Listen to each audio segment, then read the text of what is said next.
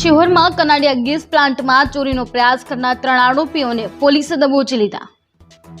ચોકીદારને મારી પ્લાન્ટમાં ચોરી કરવાનો પ્રયાસ કર્યો હતો। આ 3 ઇસમો દ્વારા કનાડિયા ગેસ પ્લાન્ટમાં મોડી રાત્રે ચોરી કરવા ઘૂસ્યા હતા।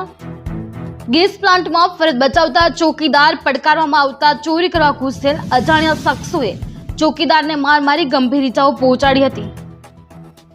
ચોરી કરવા આવેલા લોકોને સ્થળ પરથી કંઈ મળ્યું ન હતું, જેથી ચોરીનો પ્લાન નિષ્ફળ ગયો હતો। સિહોર પોલીસ દ્વારા 3 આરોપીઓને પકડી આગળની તપાસ હાથ ધરેલ। આશિષ ડોડિયા, જે ન્યૂઝ, સિહોર।